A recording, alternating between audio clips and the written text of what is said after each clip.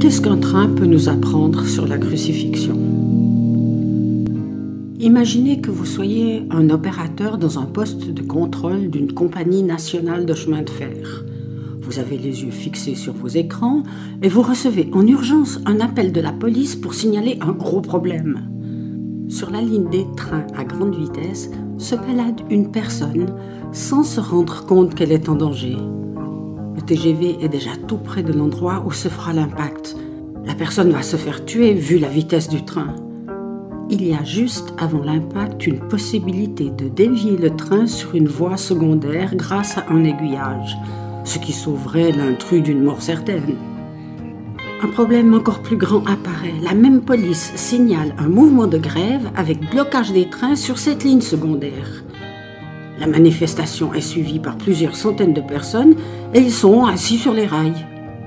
En tant qu'opérateur, vous devez décider en un quart de seconde ce que vous allez faire. Laisser continuer le train sur sa lancée initiale ou bien changer les signaux pour le dévier sur la voie secondaire. Sauver un individu ou bien écraser des centaines de personnes. Ici, mettez le clip en pause et avant de continuer son visionnement, dites ce que vous décidez. Maintenant que vous avez fait votre choix et qu'il aura été simple à faire, vous avez décidé de laisser continuer le TGV sans le dévier. Il vaut mieux sauver plusieurs centaines de personnes qui manifestent, sûrement pour des bonnes raisons, que de laisser la vie à un inconscient. Le hic dans toute cette affaire, c'est qu'on a pu vous informer très rapidement que le promeneur n'est autre qu'une personne très proche de vous et que vous aimez profondément. Son smartphone est éteint et personne ne peut le joindre.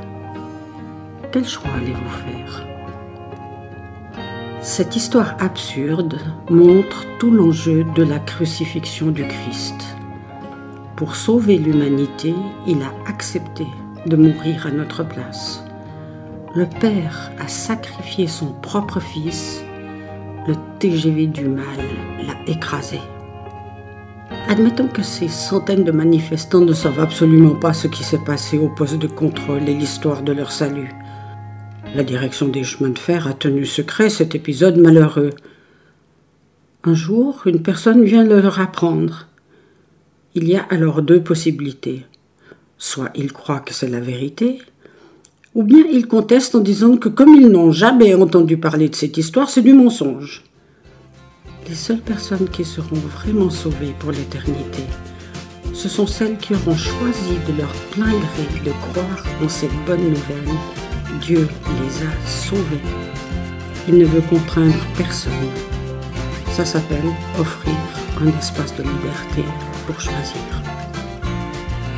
Car Dieu a tellement aimé le monde qu'il a donné son Fils unique afin que quiconque croit en lui ne soit pas perdu, mais qu'il ait la vie éternelle. Évangile de Jean, chapitre 3, verset 16.